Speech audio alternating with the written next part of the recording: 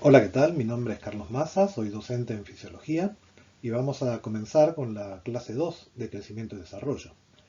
En la clase 1, la anterior, se definió qué era el crecimiento, qué era el desarrollo y se vio algunos pocos procesos que condicionan el crecimiento y el desarrollo, en particular el efecto que tienen las quinasas dependientes de ciclinas, las CDKs, y las expansinas. En la clase de hoy nos vamos a focalizar en cómo es el mecanismo de acción de algunas hormonas, en particular las auxinas y las gibrelinas, con cierto detalle. Las auxinas las vamos a ver en esta primera parte de la clase y las gibrelinas en la segunda parte de la clase. Por último, vamos a hacer algunos comentarios breves sobre otras dos hormonas como son el etileno y los brasinoesteroides. Así que comencemos con las auxinas. Antes de comenzar con a ver específicamente las auxinas, acá tienen una lista de algunas de las hormonas importantes en plantas.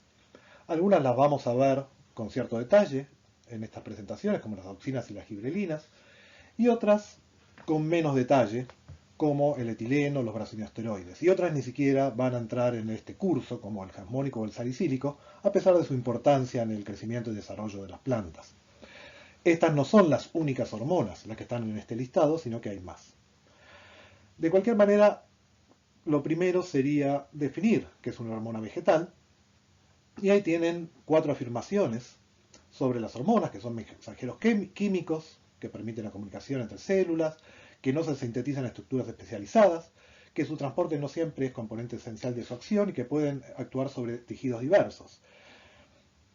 Estas afirmaciones pueden parecer a principio un poco caprichosas, y en realidad eso se debe a que estas definiciones están muy relacionadas con las definiciones de las hormonas en animales. Si, a diferencia de en animales, las hormonas vegetales no se sintetizan en estructuras especializadas, mientras que nosotros tenemos órganos que producen específicamente determinadas hormonas. En general, en animales también hay un transporte de esa hormona hacia su lugar donde va a ejercer su función y además actúa sobre algunos tejidos específicos. Eso no ocurre con las hormonas vegetales. Por eso la mayor parte de estas afirmaciones, las tres últimas, de hecho, son básicamente en una comparación con las hormonas animales. Y es algo que tiene ya larga data. Eso se debe a que las hormonas vegetales empezaron a estudiar después que las animales. Y es cuando aparecieron este tipo de afirmaciones.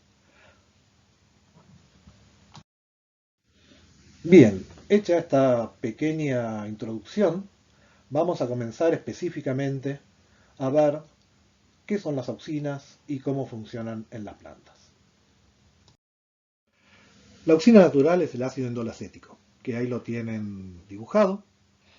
En las distintas presentaciones aparece como AIA, ácido indolacético, o IAA, que son las siglas en inglés, eso es indistinto.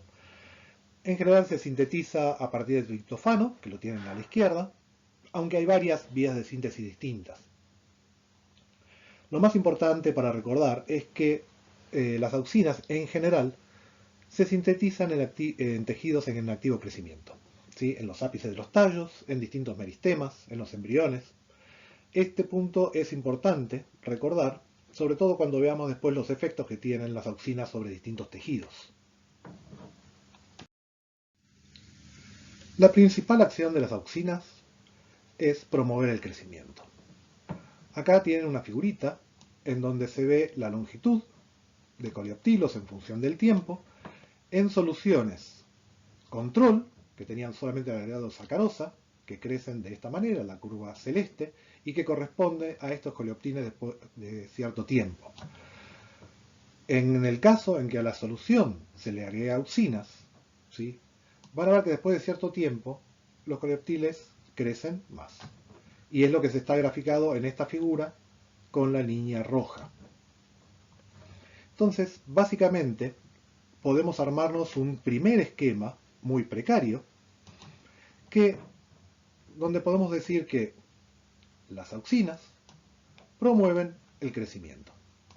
Sobre este esquemita vamos a seguir trabajando y le vamos a ir agregando distintos pasos que ocurren entre los aumentos en la concentración de auxina y los incrementos en el crecimiento que uno observa después.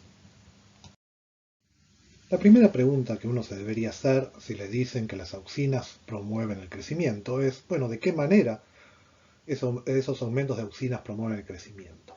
En esta figurita tenemos la expresión relativa al control de diversas expansinas. Antes de entrar en detalle vamos a ver qué es lo que dice la figura.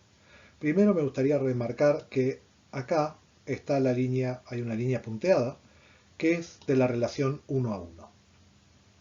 Y lo que se está graficando es la expresión de las distintas expansinas en una situación con auxinas relativa a una situación control.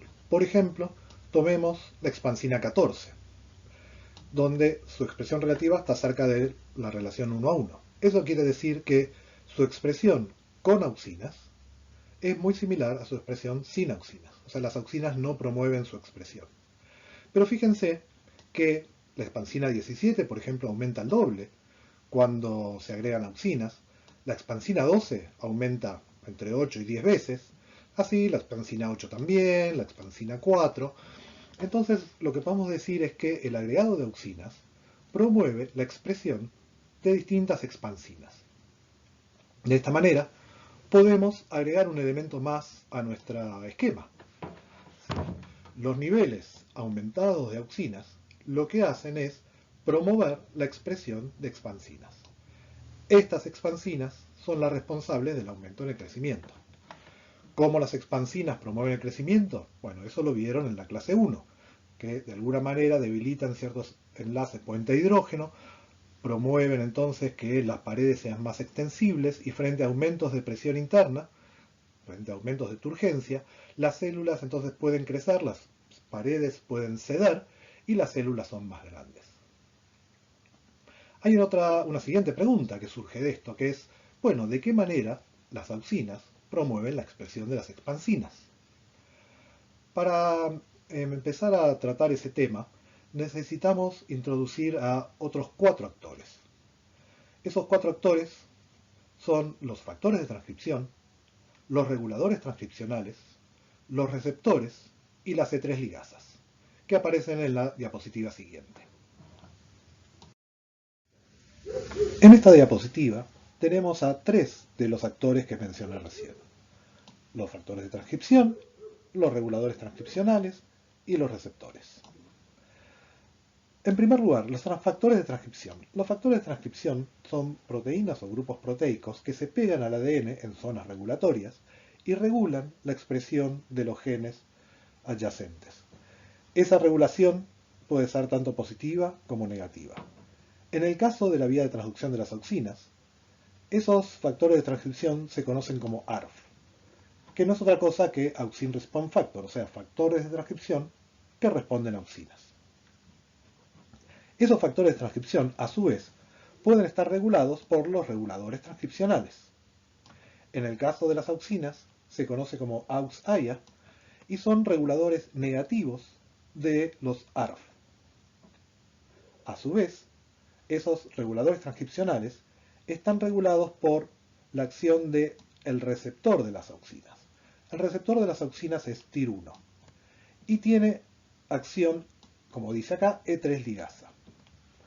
Cuando se activa esa E3 ligasa, que ahora vamos a ver cómo trabaja, lo que ocurre es que se degrada el represor AUX-AIA y deja libre a los factores de transcripción para que ejerzan su acción. Dije que cuando los receptores perciben que hay auxinas presentes, activan su función E3 ligasa. Vamos a ver entonces a qué consideramos que es una E3 ligasa. En esta figura se esquematiza la acción de las E3 ligasas. Las E3 ligasas están representadas con el E3, obviamente, y cuando están activadas, en este caso se activaron porque estaba activado el complejo E2, esas E3 ligasas reconocen a su sustrato y le colocan ubiquitinas. Las ubiquitinas son pequeñas proteínas que al ser agregadas sobre otras proteínas las marcan para su degradación. Esa degradación ocurre en el proteosoma 26S. Toda proteína marcada con ubiquitinas es degradada. Entonces, ¿qué es lo que ocurre? Cuando una de 3 ligasa se activa, reconoce a su sustrato, le agrega ubiquitinas y de esa manera ese sustrato es degradado. En este esquema podemos empezar a ver cómo es el mecanismo por el cual las auxinas ejercen su función. Tenemos a TIR1, que es el receptor de las auxinas, que está inactivo. En presencia de la auxina, TIR1 se activa y es capaz de reconocer al represor de la vía de señalización, que es AUXAIA, como habíamos dicho, y de esta manera TIR1, con su acción de 3 ligasa, degrada al represor.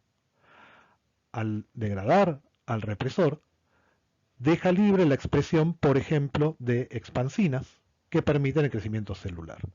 Por ejemplo, en esta figura tenemos una planta normal de Arabidopsis que ha crecido bastante y a la derecha, esta de acá, tenemos un mutante de los 4 receptores de auxinas. ¿Qué es lo que ocurre en ese mutante? Las auxinas no son percibidas, porque justamente el receptor no es funcional.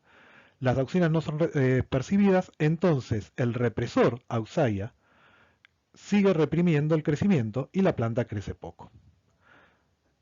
A continuación hay otra figurita que muestra aproximadamente lo mismo. En esta otra figurita, que tiene algún nivel de detalle mayor, pero que no es necesario conocer, tenemos el ADN. Acá hay una cantidad de genes que responden a auxinas. Están los factores de transcripción que permitirían la expresión de esos genes, pero esos factores de transcripción están reprimidos por el represor, AUXAIA. ¿Eso qué hace? Que el factor de transcripción no pueda ejercer su acción, no se expresan los genes. Esto es lo que ocurre cuando tenemos bajos niveles de auxinas. Cuando aumentan los niveles de auxinas, las auxinas se unen a su receptor, que es TIR1. TIR1 tiene actividad E3 ligasa y lo que hace es agregarle ubiquitinas a su represor. El represor ubiquitinado es degradado en el protosoma 26S. Ese represor deja de estar presente, con lo cual los factores de transcripción ahora sí pueden ejercer su acción y permiten que se expresen genes de respuesta a las auxinas. Es decir, que podemos seguir completando nuestro esquema y decir que los aumentos de auxinas son percibidos por el receptor, que es TIR1. TIR1 lo que hace es reprimir a los represores, o sea, los degrada, los marca para degradación. No los degrada directamente, sino que le agrega ubiquitinas y son degradados en el proteasoma 26S. Esos represores estaban impidiendo que se expresen las expansinas. Al haber auxinas, se degradan los represores y se permite la expresión de las expansinas, que conlleva a un mayor crecimiento. Aquí vemos aún más en detalle cómo es que ocurre la regulación de la expresión génica en respuesta a auxinas. Cuando las concentraciones de auxinas son bajas, la cromatina está desacetilada y por lo tanto bastante compacta, que es esto de acá, o sea, el ADN enrollado en las histonas, y por lo tanto las polimerasas que permitirían la expresión de los genes no pueden acceder al ADN y por lo tanto esos genes no se pueden expresar. Eso ocurre por más que estén los factores de transcripción unidos al ADN, pero están regulados negativamente por el represor, que a su vez recluta a TPL, a topless, y este a su vez a HDAC, que no es otra cosa que una deacetilasa de histonas, que mantienen al nucleosoma desacetilado y por lo tanto en forma compacta. ¿Qué ocurre cuando hay altas concentraciones de auxinas?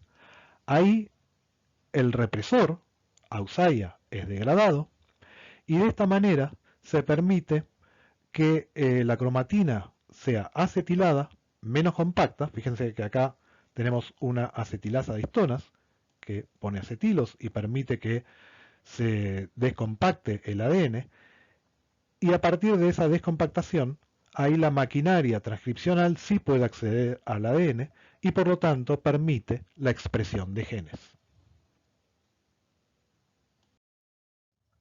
Bien, ya hemos visto entonces cómo los aumentos en los niveles de auxinas promueven la expresión de las expansinas, que conllevan mayor crecimiento. Sin embargo, no es el único efecto, porque cuando se activa TIR1, el receptor de las auxinas, se promueve no solamente la expresión de las expansinas, sino también la expresión de otros genes que lo que hacen es cambiar el pH del medio. En esta figurita se ven las variaciones de pH en función del tiempo para plantas tratadas con agua, que son estas de acá, con auxinas, y se ve que unos minutos después de empezar el tratamiento con auxinas, el pH disminuye sustancialmente. Lo mismo ocurre con el 2,4-D, que es un análogo que también se usa como herbicida. Fíjense en la figura de la derecha que cuando se hace un análogo, un análogo no demasiado distinto, pero que es inactivo, como es el 3,5-D, el efecto es el mismo que el agua, o sea, básicamente no está cambiando el pH. Ahora bien, ¿de qué me sirven los cambios en pH? Si ustedes recuerdan de la clase 1, de crecimiento y desarrollo, de la clase anterior a esta, cuando se acidifica el medio, se ve favorecida la acción de las expansinas. Entonces, en nuestro esquemita, no solamente tenemos el efecto directo de las auxinas aumentando los niveles de expansinas, sino que además aumenta la acidez en el apoplasto, y esos aumentos en la acidez del apoplasto permiten un mejor trabajo, una mejor acción de las expansinas, promoviendo por lo tanto también el crecimiento. Muy bien, entonces hemos terminado con el mecanismo de acción de las auxinas. Hemos visto cómo los aumentos en los niveles de auxina son reconocidos por su receptor, que es TIR1. TIR1 tiene función ligasa, E3 ligasa, perdón, que lo que hace es ubiquitinar a un represor, que es AUXAIA, que estaba justamente reprimiendo la expresión de algunos genes.